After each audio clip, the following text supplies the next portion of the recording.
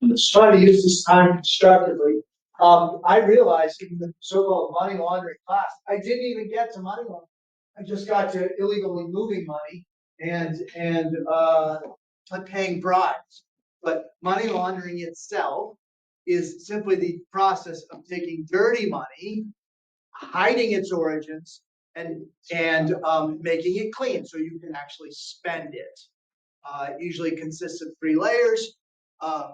Which is the first one is placement, meaning you put it in the financial system somewhere. So you take cash, you put it, make it electronic, and then you start layering, hiding its origins, and then you dispense it again to some place where people who want to buy cashmere toilet paper can buy cashmere toilet paper. But the slides do explain it pretty well. The one thing I want to highlight to you, and this is your extra bonus for being prompt, if you ever encounter money laundering, the U.S. Office of the Whistleblower and the SEC will pay you 50% of the money recovered.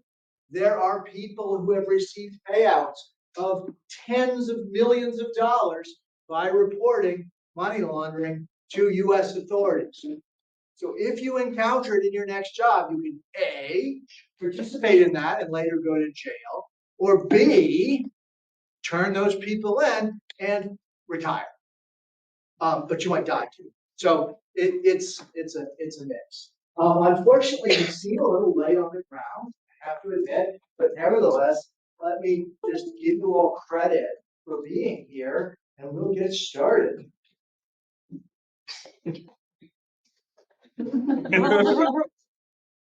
Not kidding.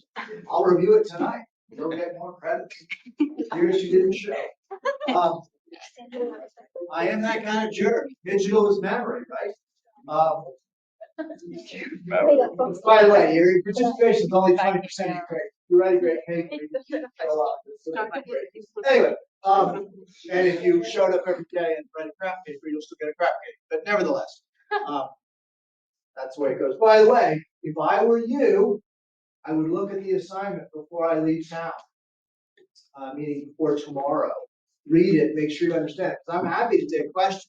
The other thing is, it requires you to use ChatGPT. So if you don't have an account, sign up for one, because sometimes there's a delay, and you like have to wait a day or two to get an OpenAI account. So think ahead. It's not due for a while, but if you try to do it the night before, you could run into problems. And I will be profoundly unsympathetic to those problems, because we're all adults, right? After age 18, the whole adulting thing. Okay, let's get into proper material here. We started the class with, wow, there are all these big picture trends.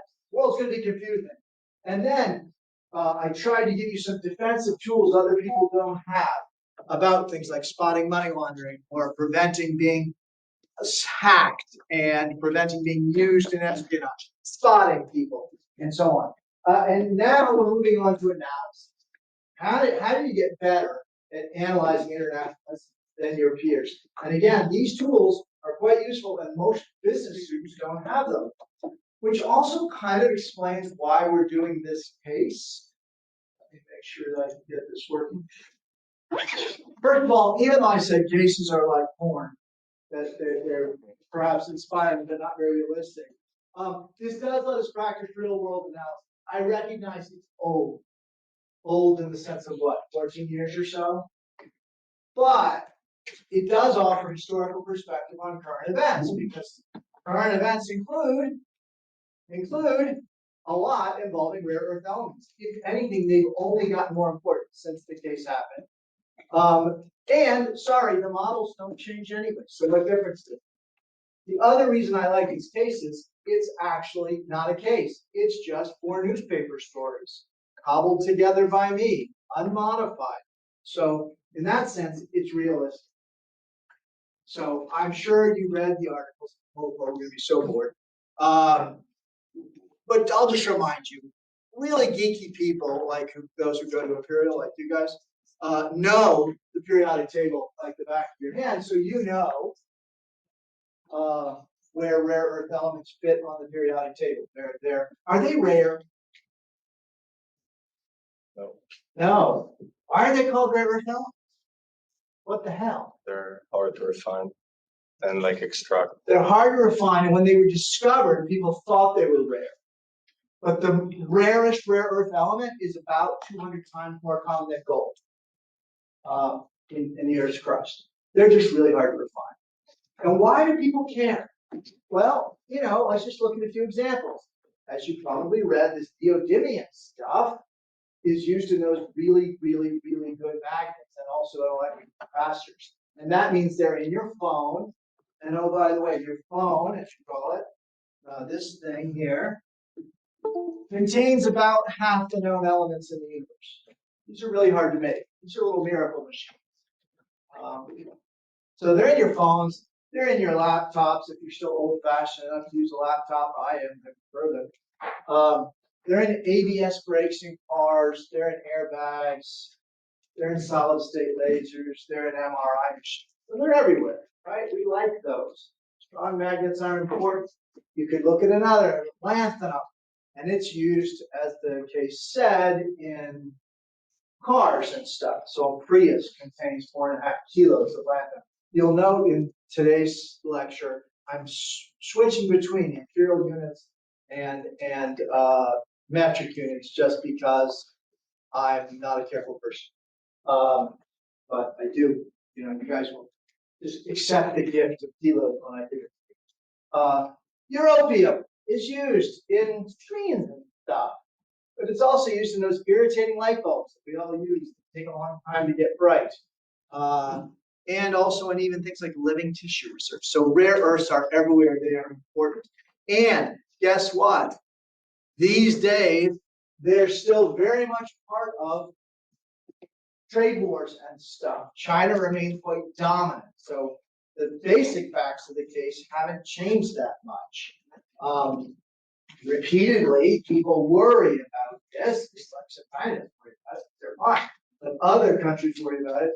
Just last week, South Korea announced a new, I guess they're calling it the K Silk Road, where they're trying to do deals with Central Asian countries to go after rare earths. So,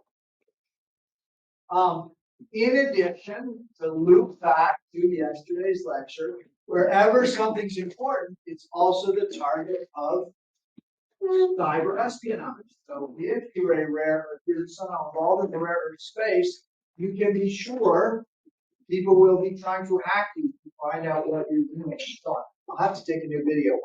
It's like,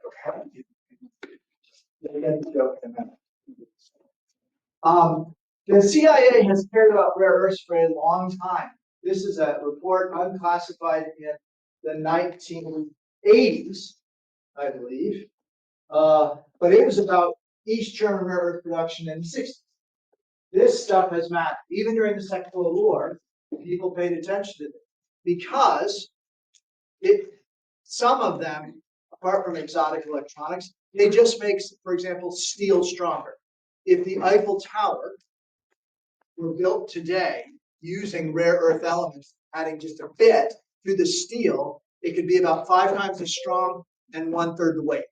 Okay, so we've made big progress in metallurgy since the Eiffel Tower was built, and it's because of things like rare earths. It's been a slow process. So not only has the CIA cared about this for a long time, but they still care because these things are crucial to things like submarines.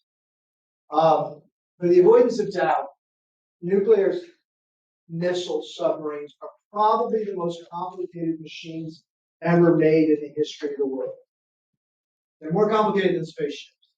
You have to design something well, first you'll need a hotel for the 100 or 200 people who work on that. And that hotel will need to be able to go under the water and endure millions of pounds per square inch, kilos per square centimeter of pressure, like multiple atmospheres.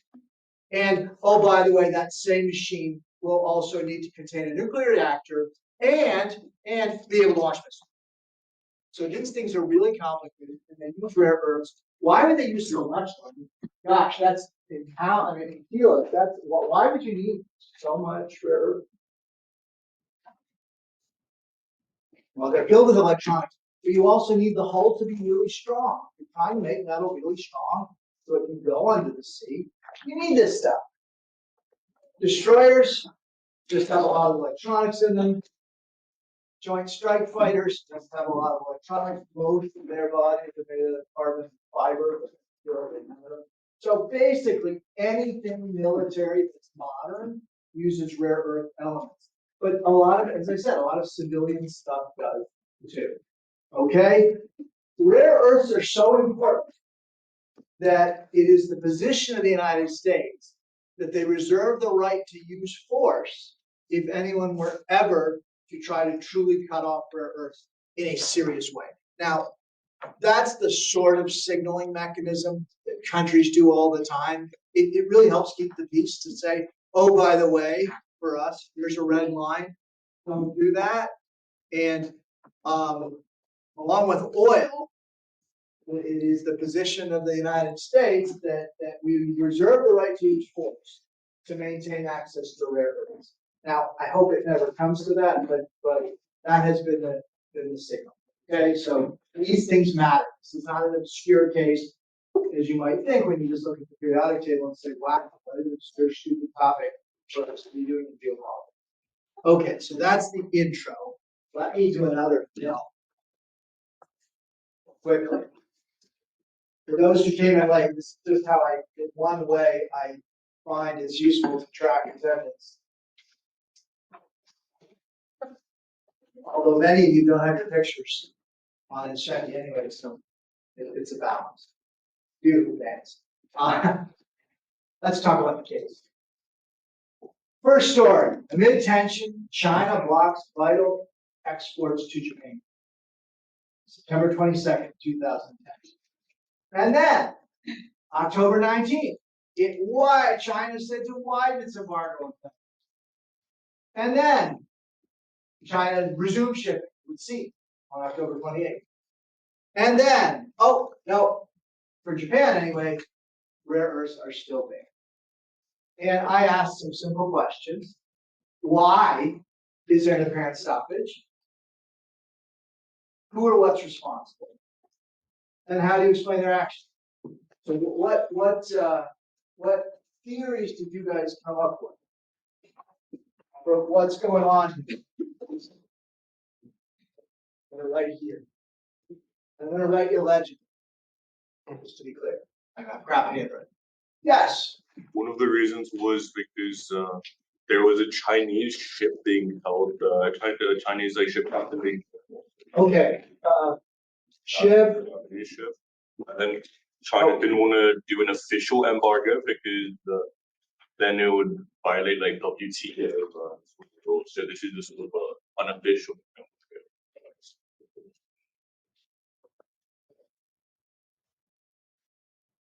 So that led to the unofficial embargo.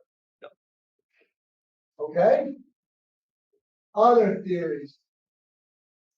I would say maybe on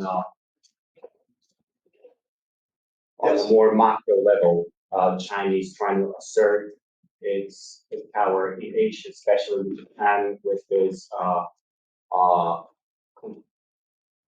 contended sea. Oh, something about those little islands. Yeah. Okay, so can I sum that up by China flexing its muscles about islands? Yes. Is that fair? Okay.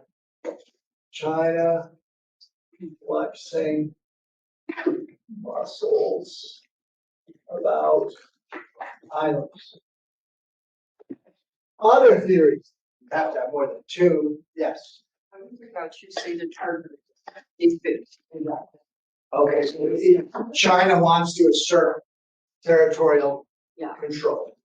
Okay? China, third thing, specific, not general, but specific territorial.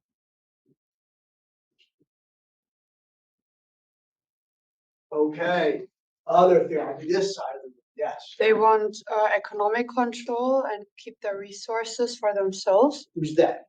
China. China wants economic.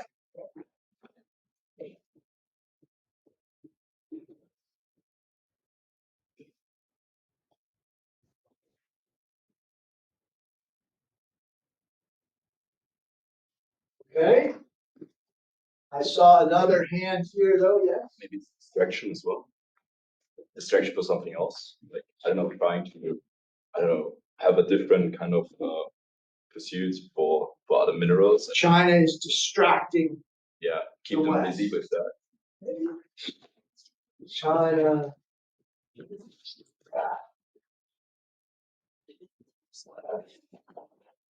Okay, I know these are hypotheses.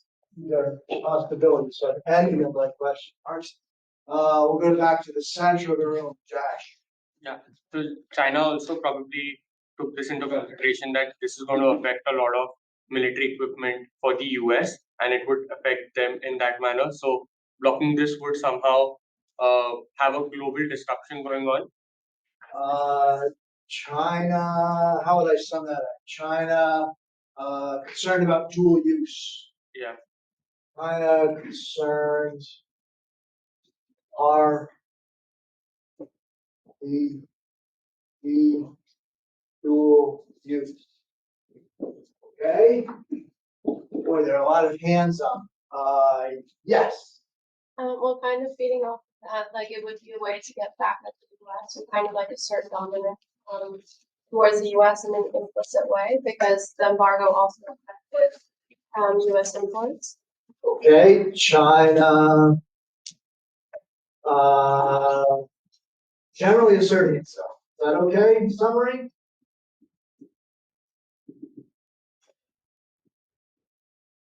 Okay, other theory. We're trying to explain what's going on here. Yes. Maybe it's trying to counter the independence of American companies or like Well, this is a business school, so yeah, we're thinking business. in like the article here it says that more and more American companies are relying on Japan for magnetic components and for that you need lithium.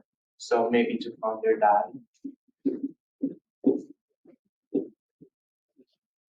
Okay. Wow, we're running over a decent number of hypotheses. Who has something totally off the wall, not touching on anything we've done here? Well, there's still a bunch of hands. All right, yes. Possibly different, but the shared history sort of could make China unsympathetic towards Japan as well, because the Sino-Japanese War and Yes, for those who don't know, China and Japan have had a historically difficult relationship, specifically in the 20th century. And that continues to this day. There's a lot of past there.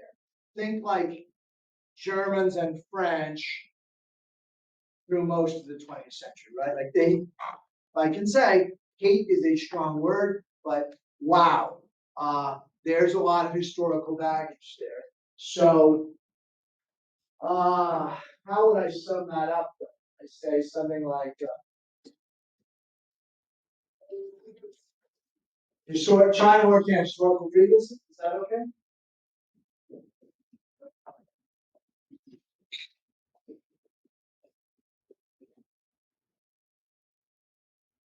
Okay. 10. Somebody's guessing wildly different. Yes. Wildly different. Not wildly different, but maybe with all the show of force in their assertion, they're trying to gain some sort of leverage. So leverage to have sanctions against them lifted, or leverage on other issues. Okay, China's teaching leverage on other issues.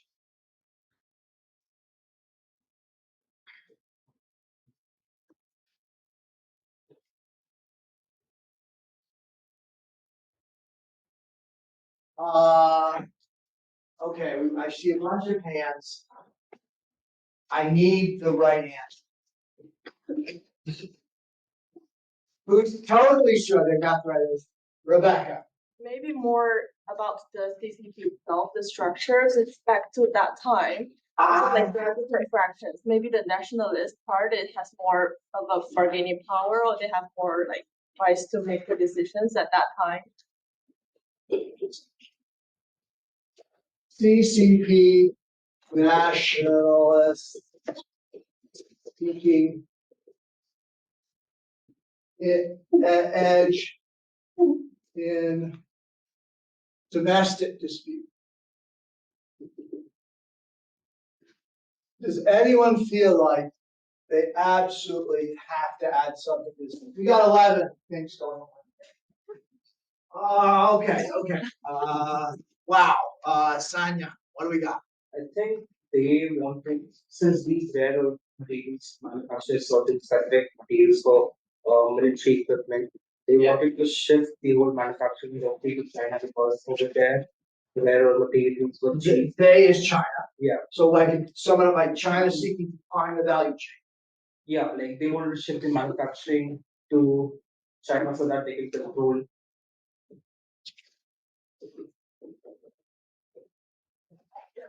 I'll say dual use value chain because that implies there's a military element. Okay, hypothesis 13. Yes. It's a bit of a left field one, but they're not actually sort of cancelling commercial deals or things like that. They're not putting on an overt embargo. They're just basically administratively stopping shipments and leaving. And Right. So almost gaming the WTO rules, but much more hazy about how you can stop that. Yes. So we'll get to the WTO. So China's somehow gaming WTOs. That sort of goes back into leverage on other issues. But I promise we'll get to the WTO. Anaya. Could it be something related to trying to reduce dependence on the US dollar? Because that could later on work towards reducing overall power of the US. Because Japan has Japan's partner, one of the major partners in trade is the US, and then if US has to depend on China later on completely for the rare earth, Sure. and China has their own bargaining chip as to which currency overall they would want to use. Yes, and US dollar dominance has been in place basically since the Second World War. And I hear a lot of stories all the time about how it's fading, and I keep my money in US dollars. But knock yourself out. Okay, we don't have that much more time. One more theory from left field, at least from my point of view, right? From your point of view. Yeah. Maybe it was to test how other companies would react, other countries would react from an embargo for rare elements. Given that apparently China in the previous years, decades, was considered a very reliable exporter of rare earth elements, and no countries were properly developing their own industries. So they're testing the ground for future reference for other areas where there's not. Yeah. These are all solid hypotheses. But how do you choose among competing hypotheses? What do you do? Well, that's why we're here today. The simplest way to begin. Now, you guys spent a lot of money coming to Imperial, but I'm sorry, you want to get good at intelligence analysis, you are going to have to buy some tools. You're going to have to buy a printer, and then you're going to have to buy a highlighter, okay, some highlighters. And you're going to go through, when you're asked to analyze a situation, and you're just going to start by highlighting the people and places and dates and actions or future actions. You're just going to start sorting what facts do we have. So highlighters are a good way to do that. I suppose you could do it online or make a list or whatever, but I work with paper and a highlighter. You can start already doing in an analytic situation things like a social network analysis. What people are mentioned? Specifically, what people? And if you do that, you can overlay that on geographic factors. Now that has nothing to do with rare earths, but it does, you can sometimes see geographic patterns. This is about Al-Shabaab attacks and so on, where they're located. So just sorting facts closely, but the most important thing you can do is develop chronologies and timelines. That sounds so boring, but they are really a key tool in intelligence analysis. Now, because I'm so neutral, I have not named the islands because they have different names in Chinese and Japanese. And you literally, just by printing a map or saying the name of these islands, you can offend one group or another. And that applies to many areas of the world, right? Persian Gulf or Arabian Sea. Ask the Saudis if they like it being called the Persian Gulf. No, they don't. And so on. But there are the islands in question. And if you'll remember back in our first day, we talked about, yeah, ownership of little islands matters because you end up with rights, sea rights around them and stuff. So when we talk about China flexing its muscles about the islands, yeah, it's an historical point, but it's also quite a practical point for fishing and for mineral rights exploitation, all that stuff. So these little islands matter. And back on September 7th, none of the articles gave you that date, but there was a maritime incident that kicked this off. Okay? Chronologies and timelines are used a lot. That's really where you start when you're trying to analyze a situation. Does anybody know the difference between a chronology and a timeline? I know you go to Imperial, but you're not that boring. So you don't. Good for you. A chronology just organizes events into. Okay, so here's a chronology of the headline. 22 September, China blocks bilateral export to Japan. 19 October, China widens the embargo to the US and the EU. 28 October, China appears to resume shipping. 10 November, there's still a problem with Japan. That's your chronology. That is your analytic skeleton. Start putting events in order. What happened when? Once you got that skeleton, you can start adding other facts. Wait, there was some kind of maritime incident. It's mentioned in the first story, but you didn't get a date. But I told you it's September 7th. But story one very specifically said that the Chinese prime minister called for Japan to release the fishing boat captain on the 21st. And oh, what a surprise. On the 22nd, they start blocking. Now that seems to strongly support our first hypothesis, doesn't it? Once you've got that skeleton, you can start fleshing it out. Do it like this. That's funny. Story 2 mentioned Chinese officials denounced U.S. trade actions in the press on the 18th of October. On the 19th of October, they widened the embargo. And that seems to support a number of these.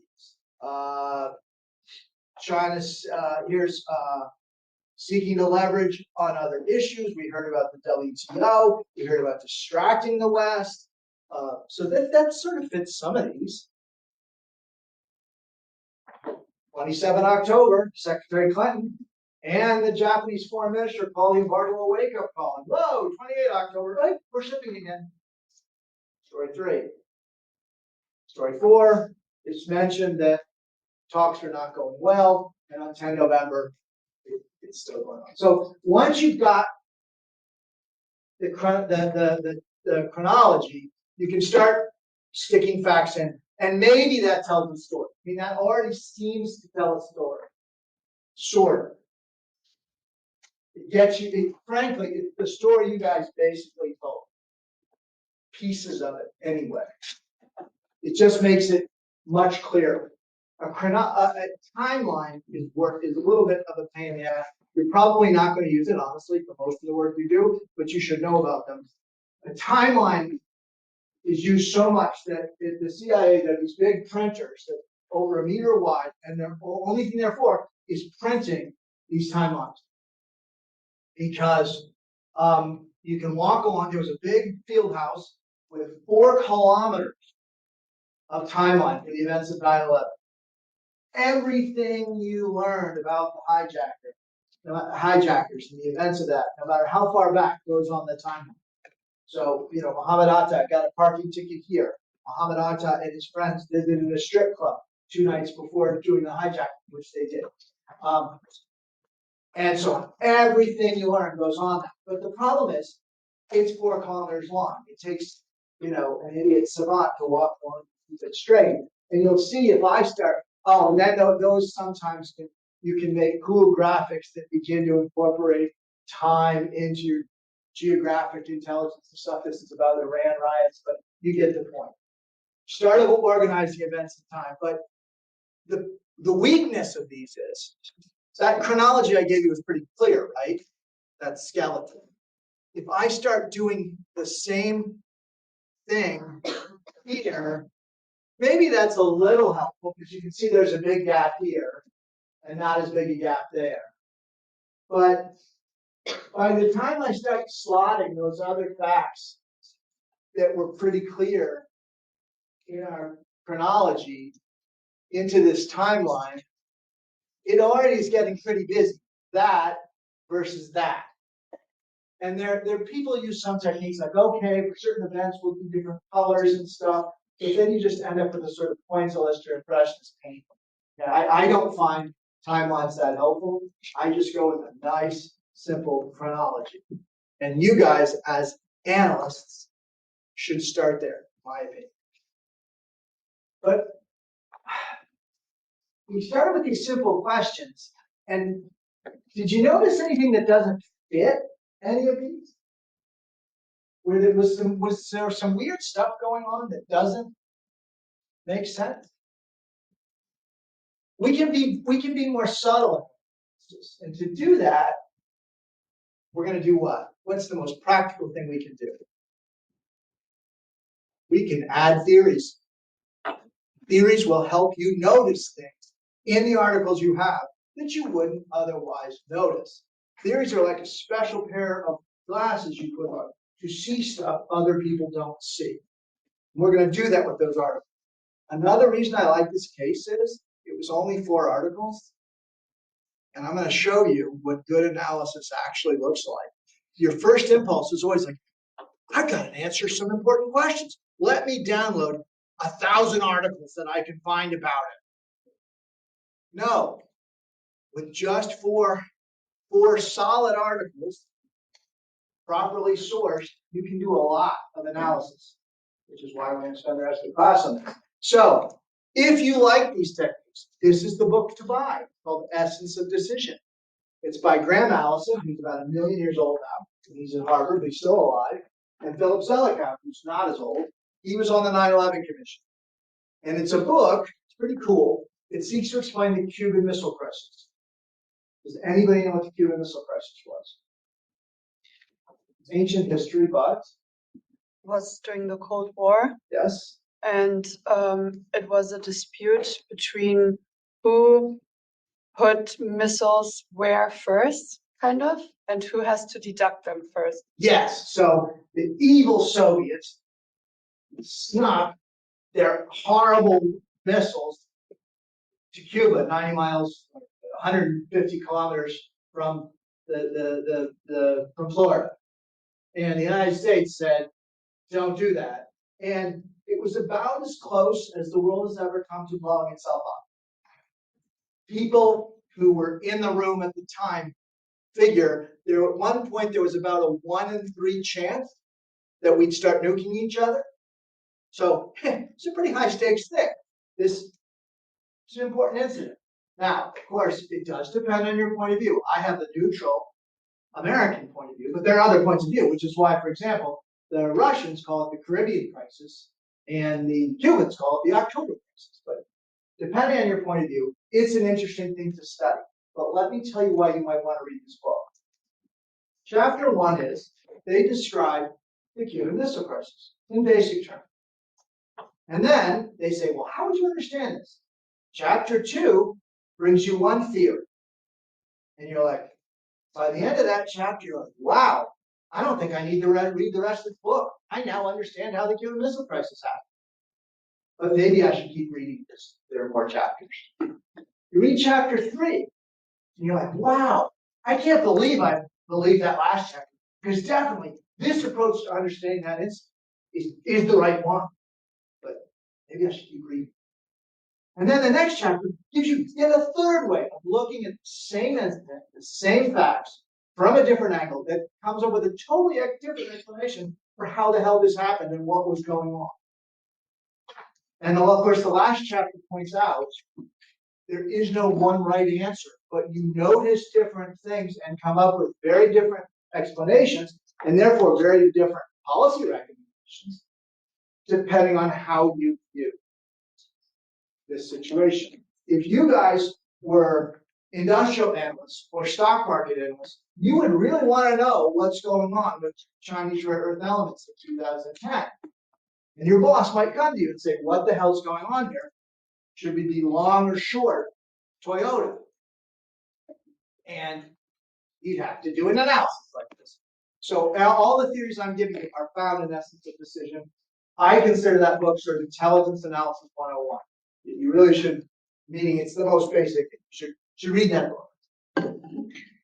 The first article, or sorry, the first model that the book talks about is called the rational or unitary actor model. And see if you find it convincing. It basically says the world is a chess game. In the rational actor model, you say the unit of analysis, the action we think is we're gonna analyze, is a single, optimized, truthful act that makes rational decisions. In fact, it just makes decisions. Okay, and like a chess game, because remember, chess is a game of complete information, just like Go. The model assumes the actors have complete information. And basically the country's a black box, right? You got China, you got Japan, these are the actors, nice and simple. But there are other things embedded in that model. Basically, the model says, why do countries do stuff? It's simple. First, the country clarifies its goals, then it investigates all possible alternatives, then it prioritizes those alternatives, and then it calculates the consequences of its different actions. It selects a policy. It then implements that policy and monitors it for goal achievement. And guess what? That's how most business people think about foreign affairs. Does that sound credible to you? Is that how countries behave? Hell, is that how Imperial behaves? Have you ever known a big organization to act that way? Much less a country? So it's a little bit simplistic. But I would suggest to you that you guys all applied Model 1 without knowing it. Who's the actor? Now, by the way, because most people use it, that's where most people stop their analysis. In this entire list, we have 14 hypotheses. Only one departs from Model 1. So the world is a chess game, right? That's the shorthand to remember Model 1. Actors have complete information. It's nice and clear. There are fixed rules. Everybody tells the truth. Everybody knows everything. It's cool. And guess what? There are virtues to it. The actors are super simple to identify. If you're as boring as I am, you go through the whole article with a highlight. You at first identify China. Okay, China is an actor. And then you identify Japan. And by the way, I'm sorry, if the flags are a different size, that's not an ideological statement. I just am crap at power. Okay? Similarly, if the American flag appears slightly bigger, again, just crap at power. If you take a Model 1 view of these articles and use your little highlight countries, these are the countries mentioned in all four. So it has virtue. It's nice and clear. The EU is a unified rational actor, but it is mentioned, so I feel like we're going to treat it as a unit. Okay. And you know what?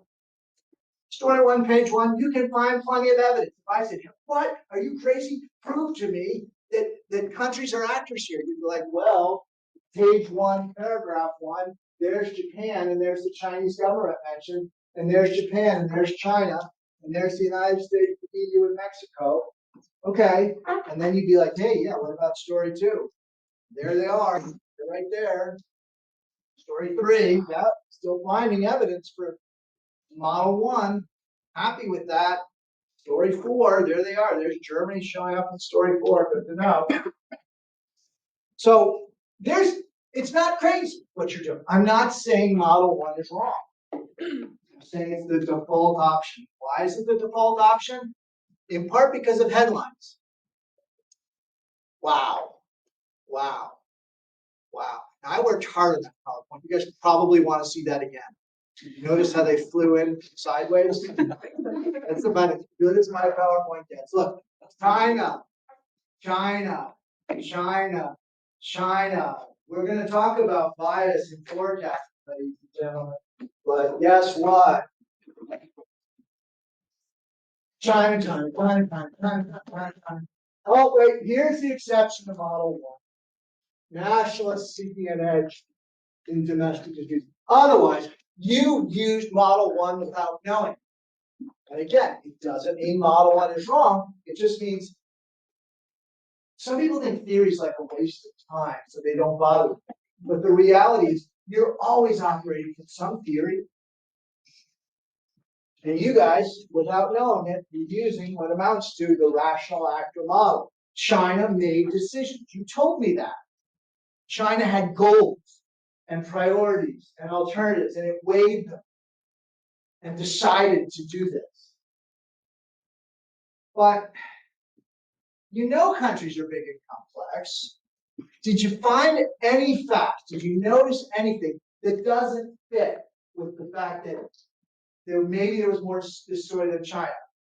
We did mention here that nationalists inside China might be seeking an edge. So, but did you notice anything else that was going on? Any exceptions?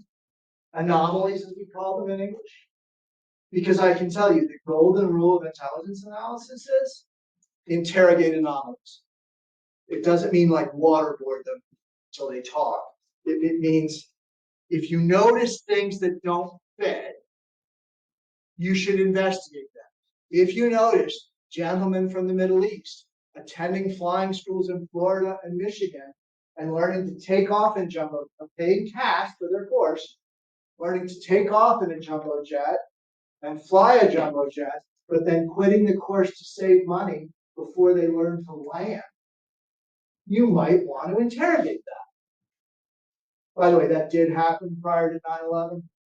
The FBI received multiple reports of students from the Middle East learning to take off and fly, but quitting the course before learning to land. You would think that would have made people say, we should probably pay attention to that, but they didn't. Oh, and just so you know, I read a report this morning, totally unclassified report, but a report that has people, they're saying the system is blinking red again. Terrorism is a real risk. I know we have a lot going on in the world right now, but I have options short the S&P 500. Let's put it that way. Not huge options, but some. Okay. So did anybody notice anything else that didn't fit in these articles? Like that doesn't fit with model 1. Are there other actors? Is stuff happening that doesn't fit? China doing stuff? Any exceptions? I told you this was going to be a boring class. Let's look. Let's look at a different model. Let's see if we can notice different stuff. Now, instead of the world as a chess match, we're going to make the world a, what should I call this game? Soccer. Soccer. A football match. Okay? A soccer dance. So the world is no longer a chess game. The world is a soccer. What does that mean? A football game. What does that mean?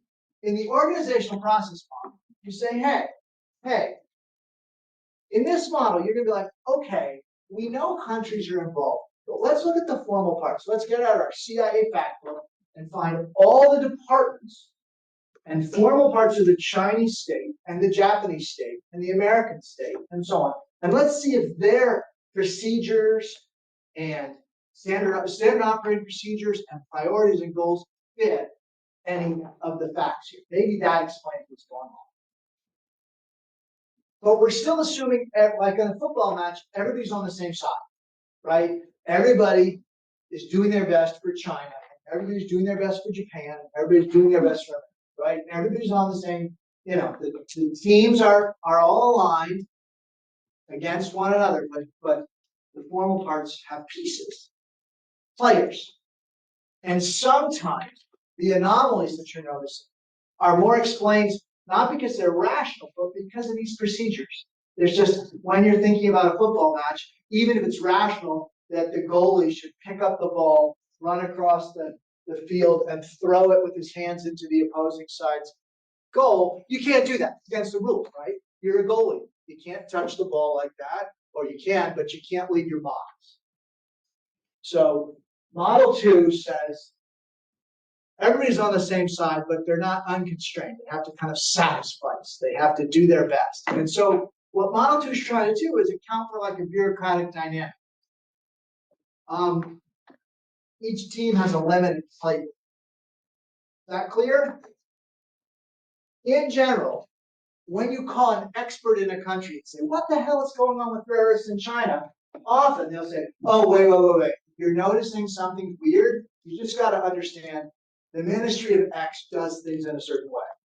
By the way, another reason if you're a business person just interested in making money, you might want to know this stuff is, if you're trying to analyze international cross-border mergers and acquisitions, these models are essential. In fact, in a more boring class that I teach, we apply these same models. First day we do rare earth elements because it's more interesting. The second day we do the takeover of utilities between Germany and Spain. And if you look at what does Germany want, what does Spain want is the first cut, but then the second cut is, wait, there's the Spanish ministry of that and the German ministry of that. And you gotta, to understand what's going on in an M&A battle, you gotta know the procedures that govern these sorts of transactions, okay? So who are the actors? Here's where Model 2 gets complicated. Remember, our previous actors, we had China, Japan, the United States, and then a few other bit players. Suddenly, under Model 2, you got all these actors. You probably want to see this again. You got all these actors, okay? You've got the Ministry of Commerce doing stuff. You've got the environmental protection people doing stuff. You've got the World Trade Organization. You've got the Chinese Communist Party. You've got the House Armed Services. You've got the Ministry of Foreign Affairs of Japan. I was boring enough to go through these articles, and really, I didn't make this up. All of those parts of these countries are mentioned in those 4 articles. They're all there. And if you look at, if you're like, okay, better get my highlighter back out, can I find any evidence that these are the actors I need to pay attention to understand what's going on here? What a surprise. Yes, Chinese customs officials get mentioned. Chinese Commerce Ministry gets mentioned. Right away, page 1. So discrete parts of China or the Chinese are mentioned almost immediately, but you guys all didn't really account for it. I'm not saying you're wrong. It's normal, but you'll be better than other people if you adopt these lens. And if we're trying to explain what's going on, Model 2 helps because you're like, wait, this just means another ministry spokesman denies there's an embargo. The first guy's like, there is an embargo, but then somebody else says there isn't an embargo. So there's an anomaly there. Maybe this just explains that anomaly. Story 2, page 2. You had these weird shipments that were still getting out. And then like a few shipments were being stopped to the west that shouldn't, and then a few were getting out that should. And you're like, hey, that's an anomaly. How would I explain it? Model 2 lets you say, hey, you know what? It's just, sorry. The standard operating procedures are hard to change at short notice. The Chinese customs agency was not set up to stop, hey, you're going to have to stop rare earth elements going to Japan, but not to the west. And then, oh, yeah, no, do it to the west too. Model 2 lets you explain those. But that's not why it's very useful. I mean, that's kind of boring. You got to be like a real geek to give a crap about stuff like that. Model 2 is useful because it lets you think about motive and cause. Model 1 says Japan detained the Chinese fishing boat, like it's a decision made in Tokyo by the prime minister. Get me that Chinese boat. Model 2, like that's your Model 1 version of events. Japan decided to do something.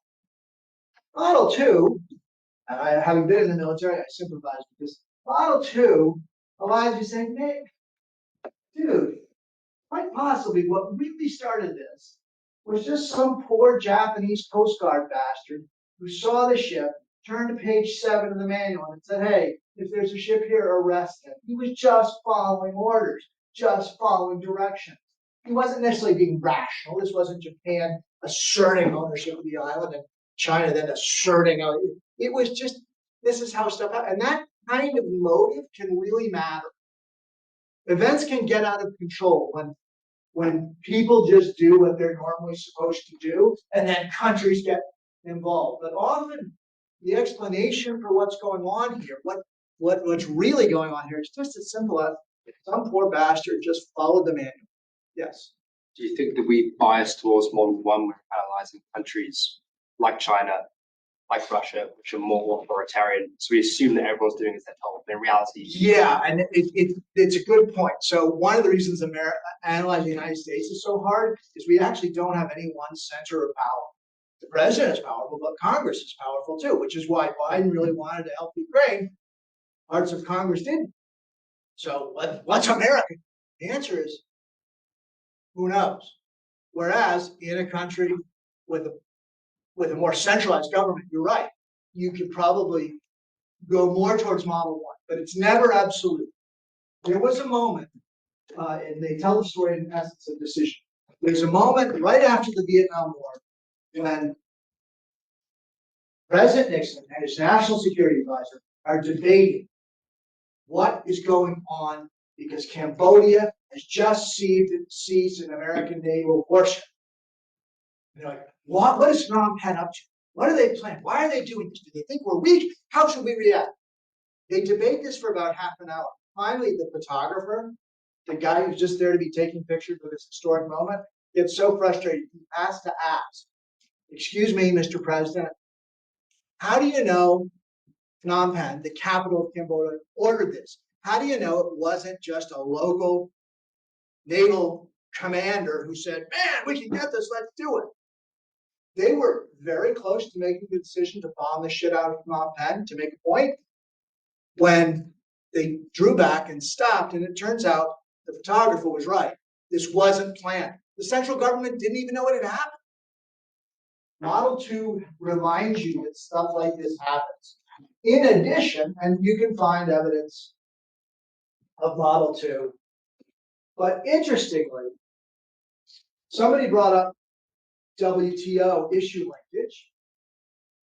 Model 2 also explains part of that. I would want to know, if I were a really hardcore analyst, I would want to know, hey, is it normal for the Chinese Commerce Ministry to be like, hey, we're in trade negotiations with the United States, we need some leverage. What's going on lately? What's working? Hey, that rare earth thing, should we use that? Yeah, that's working, let's use that. You'd want to know, or was it like a really central decision to do this? So Model 1 is like you got a very subtle chess game going on. Model 2 is like, maybe the game got started without the players knowing. So it's useful. And let's see. In general, when you call up people who really know certain industries and governments and stuff, they love Model 2. All right. But are we satisfied? No, obviously we're not. A, because we need to take a break soon. But B, because there are other things, there are other ways to look at the world. And the third model we can use is called personal and bureaucratic politics. In this model, we had the world as a chess game. We had the world as a football game. What game is your life more like? Not chess, not football, but get rid of those. Oh, that's such a good PowerPoint. The world is a poker game, ladies and gentlemen. where people operate with imperfect information and they lie. Right? Lying is a part of the game. Model 3 says, let's look at this in a different way. Let's say our unit of analysis, you're not even using the formal organizational charts and stuff. You're like, who are the key people and who are the key groups, whether they're on an organizational chart or not. So forget the nationals. Nobody cares about this. And forget standard operating procedure. Nobody cares about that.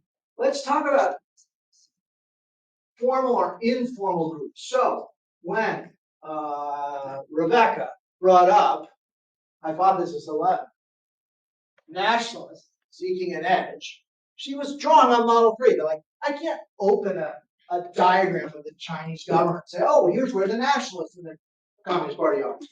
But they're a real group. Model 3 says, let's think about those people. And by the way, model 3 also is a little more realistic because it allows for deception and covert alliances, and personal ambition. And I know in your country this probably isn't true, but in my country,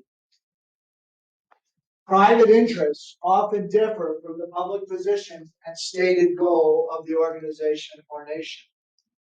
So maybe you're head of the post office in the UK, say, and you have one set of ambitions, or maybe you're a foreign minister who wants to be a president and you have ambitions. And the way you're behaving and what explains the actions is more about you than the country. Who are the actors here? Yes, I was boring enough to go through all these articles and look for everybody. But if you're taking that approach with the world as a poker game, here are the people. I didn't infer anybody, but here are the people who are listed. You've got the Japanese Prime Minister, the Chinese Prime Minister, the Japanese Prime Minister, Secretary of State Hillary Clinton. Now, I'm sure her interests at the time had nothing to do while she's Secretary of State with the fact that she was about to run for president and want to go strong. You have the economic nationalists that Rebecca mentioned. You've got, come on, guys, you're in a business school. Nobody mentioned what are the interests of the 32 authorized exporters. Could any of the weird things that happen in the case be explained by their interests? Customs officials, smugglers, consultants to the rare earth element industry, other private actors, including Chinese businesses, Japanese businesses, Western businesses, the chambers of commerce I mentioned. And Model 3 also says, hold on, what are the interests of the New York Times? Who's telling you this and why? Which is a little bit paranoid, but real. Certainly in the world of intelligence, it's real, and also in media, Why is Fox News saying one thing and Al Jazeera saying another? And Model 3 says, okay, who could we think about who's not mentioned anywhere? Who's off stage really pulling the strings? Gets a little paranoid. But if I start doing that, I notice stuff. You have this fact that the industry denies that the embargo is ever imposed. And of course, you end up with a Model 2 feature, the rules and procedures of the WTO, ending up as an explanation for the apparent deception. So the models blend, and that is a point I want to stress. No one model is right, but if you can internalize them, you will be a more subtle animal when the stakes are high. Of course, deception and lying continues throughout this. I mean, I don't mean to impugn any government spokesman anywhere, but they are paid to lie, let's be honest. And so, some people were saying, oh, no, this has nothing to do with this dispute with Japan. This is just about maintaining sustainable development. And then somebody else says, no, there wasn't any embargo. All 32 of China's authorized rare earth exporters simultaneously and spontaneously decided not to ship stuff to Japan. Maybe, but maybe not. Okay, so They still deny there was an embargo. I don't blame them. By the way, during the Cuban Missile Crisis, America did not blockade Cuba, ever. Do you know why? Because a blockade is an act of war. Instead, we imposed a quarantine on Cuba. The quarantine is a health measure, and that means we're going to have to search all ships that are coming towards Cuba. That's legal under Cuba. Countries lie all the time. When you're a government spokesman, you're paid to lie. My wife was chief spokeswoman of the European Border Guard Service. During the migrant crisis, okay, a certain amount of untruth may have been spoken, or selective truth, being economical with the facts, as the British said. But ask yourself, are the quotas holding? Repeat these 32 companies and their interests. Do they actually align with China's interests? Are there times when a company's interest doesn't align with the national interest? And do companies try to cheat? Just ask a terminology. Just ask. Well, anyway, I shouldn't be too specific. So you got smuggling going on, and there have been efforts to link it. And I'm not very good at strategic empathy. I'm a guy, okay, so I'm not a very empathetic person. You know, I'm an American, so I certainly can't understand other cultures. As an American male, and I'm old, so I can't understand other people. But I did my best. There's some techniques for gaining strategic empathy, and I applied them. And I tried to think, what are the smugglers' motives, and do they align with China's motives? And I came up with this hypothesis. Do the smugglers like the fact that the embargo's been imposed?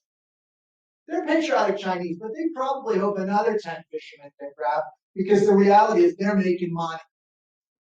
Who do you think funds many of the campaigns to prevent drug legalization in the United States? Indirectly. The drug cartels, ladies and gentlemen. If drugs are legalized in the United States, they don't make money or as much money.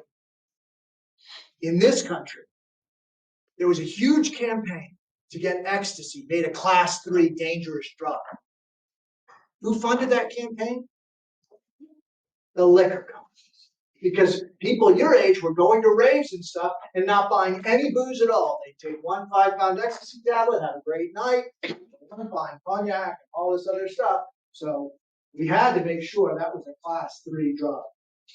Always think about the incentives and how they don't necessarily align with the national interest or a particular set of interests. And by the way, I'm not in any way advocating illegal drug use and all that stuff.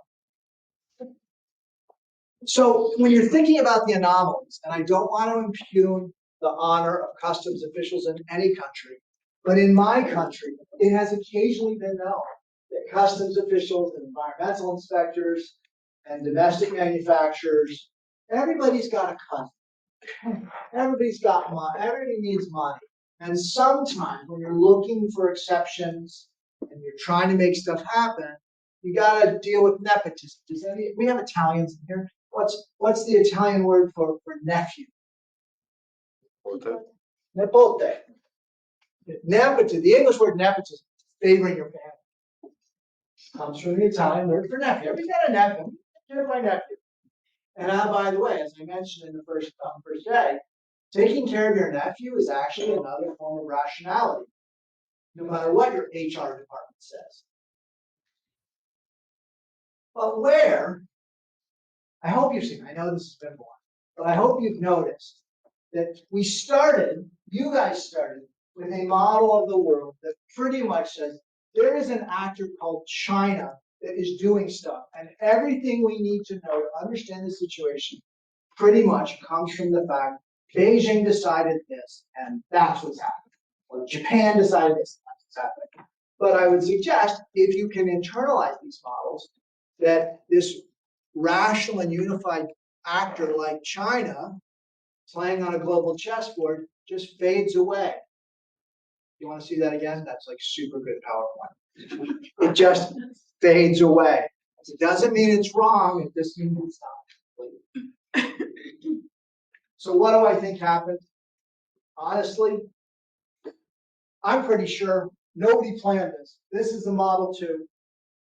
Or maybe even a Model 3, maybe a Chinese fisherman.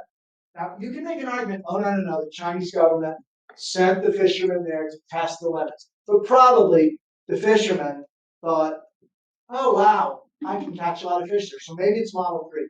But the Japanese guy taking him prisoner, that's Model 2.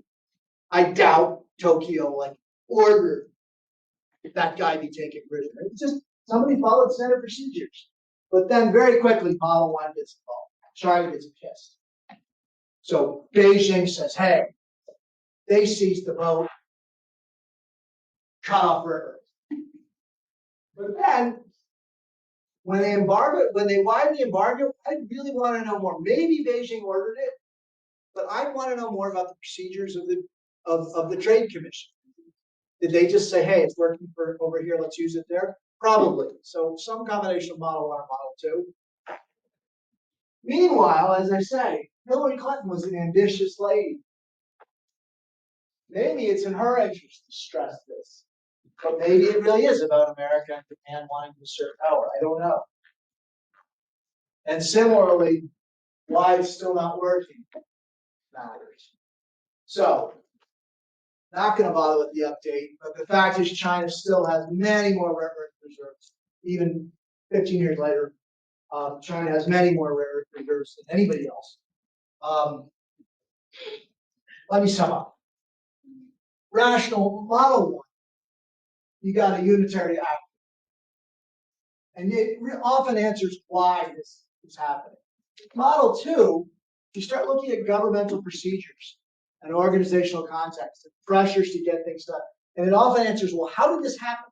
Because there's a difference between why did this happen versus how did this happen. Model 3 is more focused on who is doing this. Specifically, what do they want? So,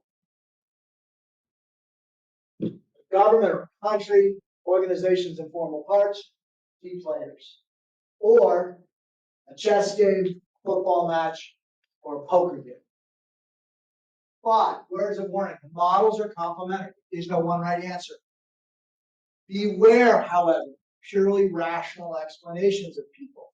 I did my whole PhD in part on how these rational models get it wrong, because your culture and identity shapes what you even think of as rational. Okay? I was in the Middle East, in a country I won't name, and I'm talking to in the second Gulf War as a civilian advisor, and I'm talking to a Marine about somebody in Iraq, in Anbar province, and he calls him a fundamentalist. I said, how do you know he's a fundamentalist? And he said, because he wouldn't take a bribe. Really? Is that our stream now for a religious fundamentalist? You just weren't able to bribe him? Could I bribe you? He's like, of course not. We're honorable. Yeah, you think they have no sense of honor? Don't let your personal bias influence your judgment that much. However, for the record, the guy was a religious fundamentalist. I was wrong. But still, I felt obliged to ask the question. Passions, though, geopolitics of emotion. It really, not just, I was talking about the emotion of people in these vast urban slums, but there are other emotions, including among leaders, okay?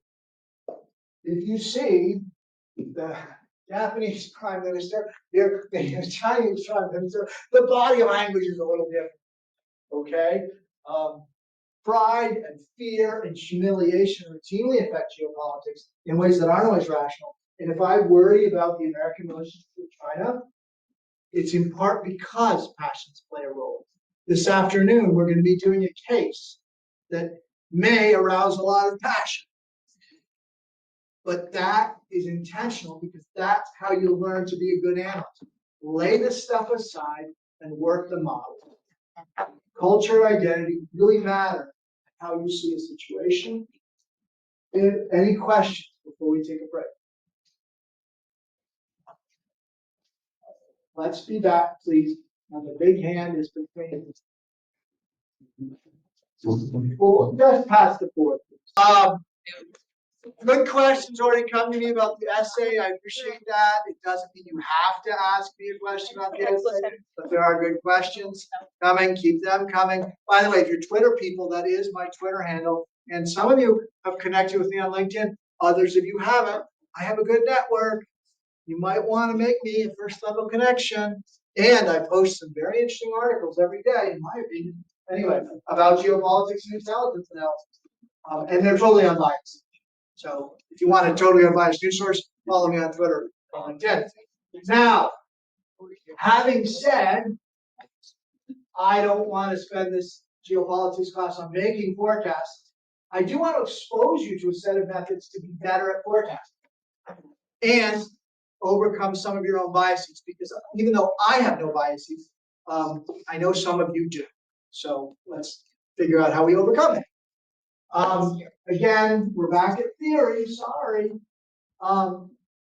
In general, as you know, in business schools, in economics, you guys are pretty much led to believe humanity in the aggregate pursues subjectively defined and optimal.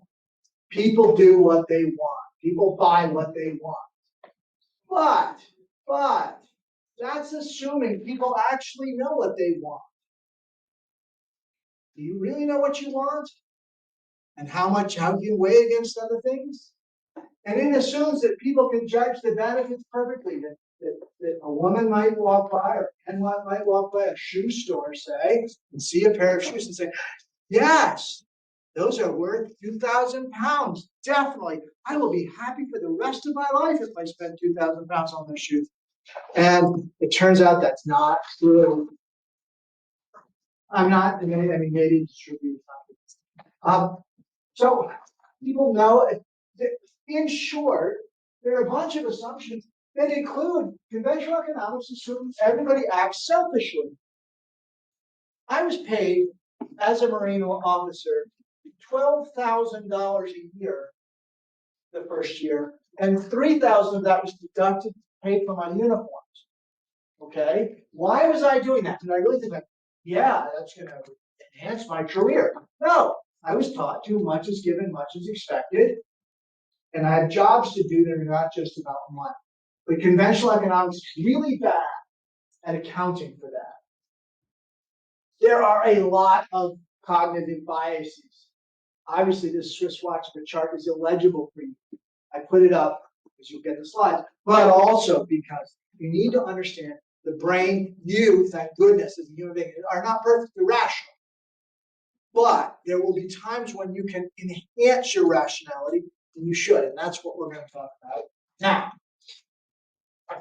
So, people are not Mr. Spock, as I said. You guys probably don't even know who that Mr. Spock is, but in my world of TV, he was super rational. And the reality is, I've said, most people are more like Homer Simpson. I assume you know who Homer Simpson is, yes? Or is that already dated too? In general, your brain is a watchman that falls asleep. And you're kind of careful about something, but it can be fooled. And intelligence agencies definitely spend a lot of time thinking about how do we avoid mistakes like that. If you want a really good book on overcoming bias, this is a declassified CIA manual. It's available on Amazon. Don't buy it. Because if you Google it, you can find a PDF of it free and an ebook version free on the web in any number of places. So you can be stupid and buy it, or you can just Google it and use it. Lots of biases and techniques to sometimes overcome them are in there. And also, it's just a fun read. The author, Richard Schuller, with an S, died just last year. He made three fundamental points. Your brain is poorly wired to deal with inherent uncertainty, right? The world is filled with a lot of uncertain events. You're just not very good at figuring them out. Then there's deception, induced uncertainty, right? High heels make people who wear them legs look longer. That is induced uncertainty. etc. But the problem is, just because you know you're biased doesn't mean you're overcoming bias. Just the fact that you know you're going to be biased doesn't help you with that. So in general, I'm going to go fast. You can adopt some tools and techniques as an analyst to overcome some of the biases for complex issues, especially when you're really dealing with deliberately distorted or incomplete ideas. In general, as a manager in any business, you should at least demand clearly statement of assumptions and how you're reaching certain conclusions, and specify the degree of uncertainty. I'll get to how you do this. There are different techniques the intelligence committees have tried. Sometimes they'll do analytic debates, like this is a contentious issue, this side of the room, you've got 1 hour, you prepare for the a hypothesis that says Vladimir Putin is going to do X, and you guys prepare Vladimir Putin to do Y, and you debate, and then you judge the outcome, who won the debate. Ever heard of the devil's advocate? You can assign someone whose job it is to oppose the conventional point of view.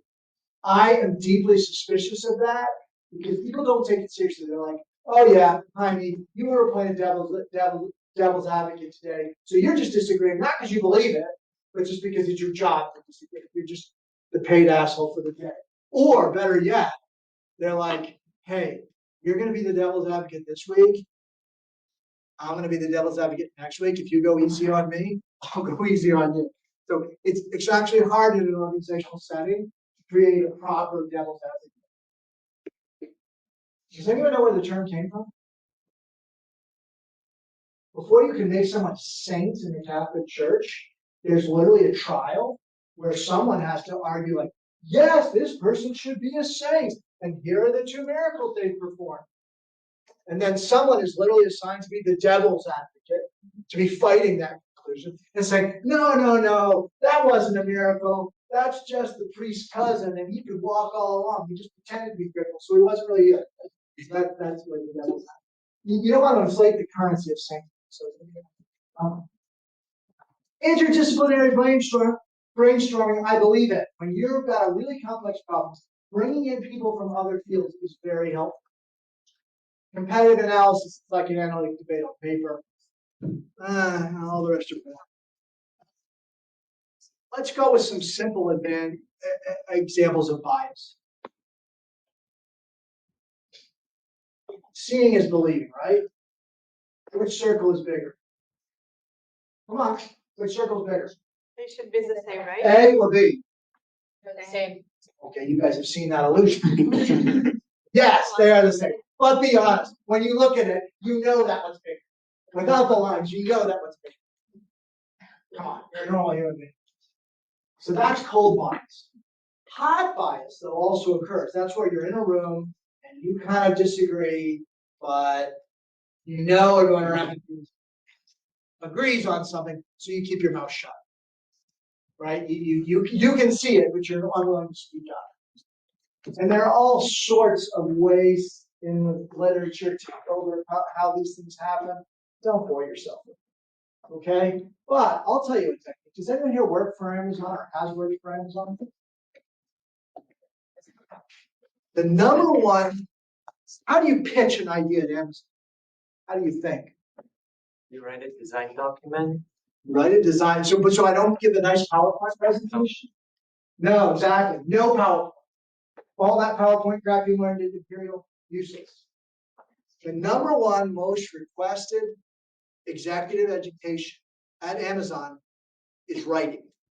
Because the way a program is pitched is you write a maximum 2-page document describing your idea. And then you bring it into a room of, say, 5 people, and everybody reads it for 20 minutes, makes notes while you're in there. And then they start with the most junior person in the room who has to give their opinion of these ideas. And they go to the most senior person. And you have to keep your mouth shut the whole time.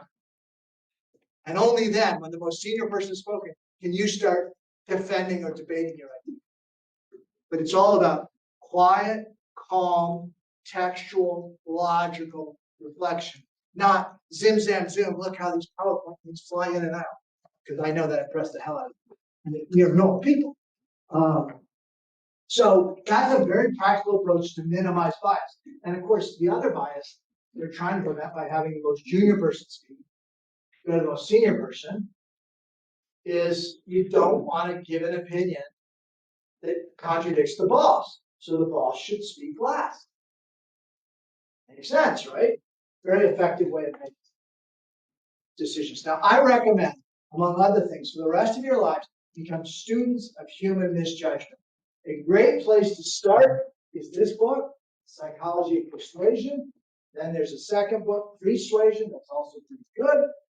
In general, you really want to understand things like Pavlovian association. And Pavlov is famous for using dogs, right? So he noticed, gee, when you show a dog food, the dog salivates. He did an experiment where, well, then he said, hey, if I ring a tuning fork with the dog here, the dog doesn't salivate. But, everybody know this experiment? But if I give the dog food and ring the tuning fork, the dog salivates. You do that for a week or two, and you ring the tuning fork and don't give the dog food, he still salivates. It's like hearing a certain song that reminds you of your first love or whatever. Do you think you're immune? You ever see the Pepsi ad in Argentina? Can I make this happen? Maybe. No. Maybe I can, maybe I can't. I cannot. What the hell? Hey, what am I doing wrong? Well, anyway, it's a funny ad, and I'll see if I can make it work. And I'm sorry, I can't make it work. How do I make that video play?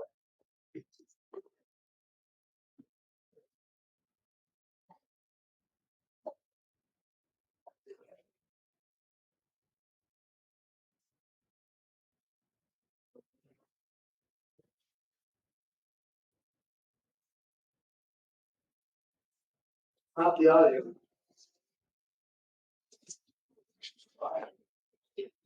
All right, it's not, well, let's not worry about it. It's not that important. We gotta keep going. Thank you. You are not immune to this stuff. You guys tend to believe in social proof as well. How do you know money's valuable? Why do you think money's valuable? Because everybody else believes it's valuable. In general, oh, this is very important. It's like, you guys want to earn money? Should you guys get efficient market theory? Efficient market hypothesis? Okay, it's utter horseshit. Okay? Price, cost, and value are different things.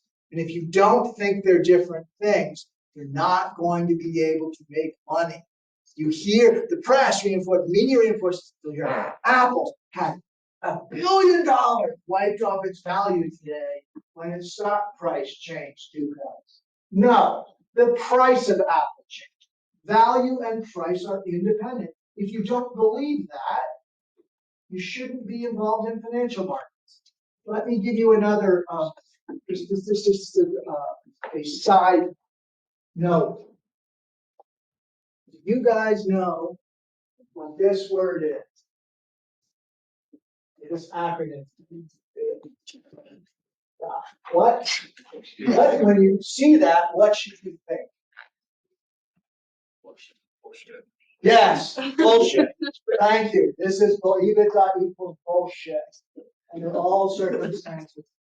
Earnings before interest, tax, depreciation, amortization.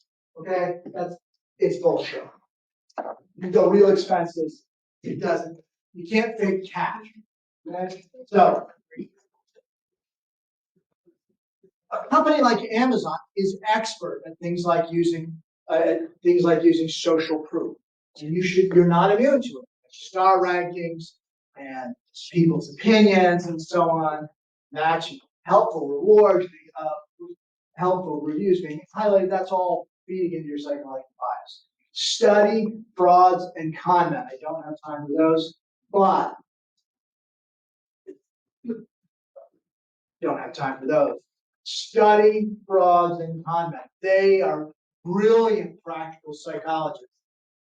They understand, I pointed out Sharon Key, but there are people who genuinely make stock picks on the basis of advice from psychics and stuff. Study the techniques of psychics. They're expert manipulators of people. But you should also study other cons. The most brilliant business model I've ever heard was a guy who placed an ad in Japan. Now, getting into the University of Tokyo is really hard. It makes like getting into Harvard or Imperial. It's super hard to get into the University of Tokyo. He placed an ad in Japanese newspapers. So we basically went, admission to the University of Tokyo guaranteed or your money back. And he would charge people about 10,000 pounds. What do you think the scam was? If people paid him money to get into the University of Tokyo, and if they didn't get in, he gave the money back. But he wasn't doing it. What if they did get in? A certain percentage of people who gave him money got in. And he got to keep the money. They had no idea that he wasn't doing anything for them at all. And in the meantime, he got to make money on the float. Pretty smart business model. Also illegal. Because he wasn't really. So I could do admission to Imperial College Business School, 10,000 pounds, or your money back. And you guys, if your parents had paid me, or you had paid me, you wouldn't know I didn't do anything. You got in, didn't you? Always be looking for the angle and understand this stuff.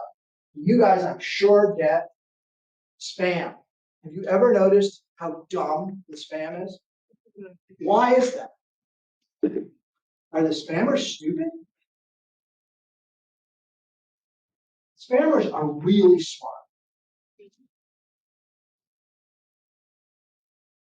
Attention RE notification. Honorable beneficiary. Are you dead or still alive? What are they, stupid? Why do they make so many mistakes? Even spelling and grammar mistakes. Well, why? They're saving themselves time. They're pre-sorting for the stupid. They can write a good email, but then sooner or later, people who answer a good email begin to get suspicious. And they're like, yes, you'll need to pay me 200 euros in order to get the 10 million euros out of the bank. It's a small process. But if you write a crappy email, you'll only get responses from already unusually stupid people. That's why they make the mistakes. They're pre-screening for the stupid. They know their customer.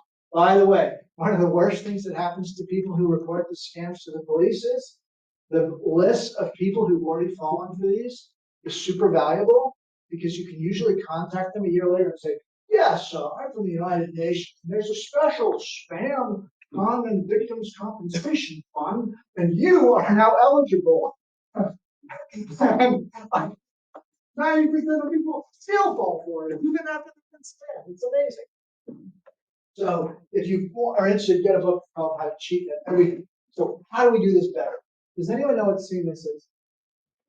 I think it's a Netflix series. No. No, it's real life. This was the capture Osama bin Laden. And if you think about that decision, capture. I mean, we weren't like a capture, but it was always a giant mission. So makes it easier. If you think about the uncertainty around that mission, they started with the compound in Abbottabad. It didn't have any walls around it in 2025. Then satellite photos actually said, hey, back in 2004, it didn't even exist at all.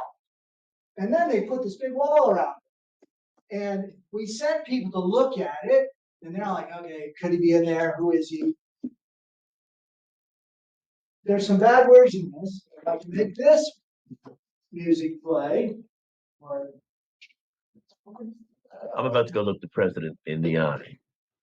And what I'd like to know, no fucking bullshit. It's where everyone stands on this thing. Now, very simply, is he there or is he not fucking there? We all come at this through the filter of our own past experience. Now, I remember Iraq WMD very clearly. I fronted that, and I can tell you the case for that was much stronger than this case. Fucking yes or a no? We don't deal in certainty. We deal in probability, and I'd say there's a 60% probability he's there. I concur. 60%. I'm at 80%. Your OPSEC is what convinces me. You guys ever agree on anything? Well, I agree with Mike. We're basing this mostly on DT&E reporting, and I spent a bunch of time in those rooms. I'd say it's a soft 60, sir. I'm virtually certain there's some high-value target there. I'm just not sure it's Bin Laden. Well, this is a little bit of a clusterfuck, isn't it? I'd like to know what Maya thinks. We're all incorporating her assessment, Dobbs. 100% he's there. Okay, fine, 95%, because I know certainty freaks you guys out, but it's 100.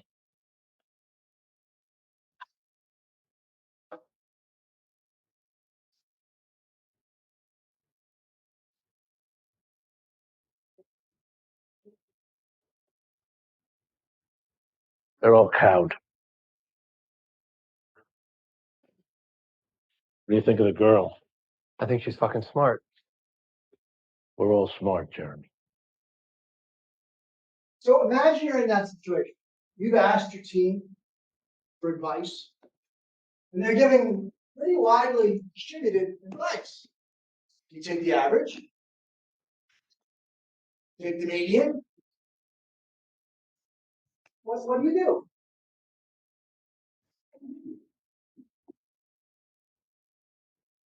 In general, you got to be careful about your sources biasing each other. But if you have 5 sources that are working with independent information, detainee reporting versus operational security versus maybe signals intelligence or whatever, there's no precise number, but it's probably above 50%. There are a set of tools and techniques for making better decisions in the face of uncertainty like that. But you got to make sure, in general, you're using multiple sources and they're not biasing each other. But ideally, that's what you want. You want independent analytic teams to make better decisions. How do you get better at forecasting? In other words, how do you improve your rationality? Yes. It's a question on exactly the bias of sitting in a group meeting and dealing with that. With the Secretary of Defense. By the way, that's from the movie Zero Dark 30, but I was Secretary of wondering, Defense really talks about it. if you were to eradicate as much bias as possible, would it likely be a better option to go at them individually instead of in groups? Yeah, probably it would. So they're not biasing each other because the first guy who said 60, the other guy says 60. Yeah. You're anchoring people around. So yeah, ideally you speak with them independently. That's a good point. You're trying to improve your, you can't improve your, you can improve your rationality. Daniel Kahneman in this book, Thinking Fast, Thinking Slow, says there are 2 ways of thinking. System 1 is very instinctive and emotional, and you should use it in some circumstances. If you're making a right-hand turn into traffic, you're not really, I need to analyze this more closely. No, make the turn. But there are times when you want to be slower, more deliberative, and logical. These are the books to get. If you can't remember System 1 versus System 2, but you've seen the Sherlock Holmes movies, Sherlock Holmes is definitely all System 2. Slow, logical, deliberative. System 1 is Dr. Watson. This is Kahneman's latest book. Sadly, he just died, but it doesn't mean his ideas are invalid. Pursue them. Now, this is the book. Of all the books I recommend in this class, if you want to get better at thinking about the future and you're interested in geopolitics, this is the book to read. Super Forecasting by Philip Tetlock. Dan Gardner is just the guy who write better. I participated in the IARPA study that lies behind the book. IARPA is the Intelligence Advanced Research Project Activity. And I'm going to tell you about what the project was and then we'll break for lunch, and I want to continue this conversation when we come back after lunch. But the key was, we did a big experiment where Tadlock had been studying how experts make decisions for many years. And is it really, if you're trying to know, what's the price of oil going to be in 6 months? Or is there going to be a coup in Mali this year? Or what's the future of the Chinese government or Chinese economy? He spent years talking to experts, gathering their opinions in advance. And what he found out was really depressing, which was experts are really bad at making predictions. But because of the internet, IARPA said, well, hold on. Maybe we can test whether some people are better at this than others. So we wanted to know, is foresight a measurable skill? And if you can cultivate it, great. Or is it just something you naturally have in you don't? And if you naturally have it, what is it? So the study involved, people didn't know this. Thousands of people across the world were recruited. We took a basic intelligence test, not to exclude you, but just to see what sort of thinker you are. For example, are you really good at like fitting shapes together? Or are you the sort of person who's really quick at math? We just wanted to figure out what basic type of intelligence everybody is. And then you spent a year every week answering questions about the future. What's the price of gold going to be in 6 months' time? What sports team will win Euro 2000? All sorts of just things. Will there be a coup in Zambia this year? All this stuff. What people didn't realize is for the political questions, and all the others, in fact, they were competing against CIA. And guess who won?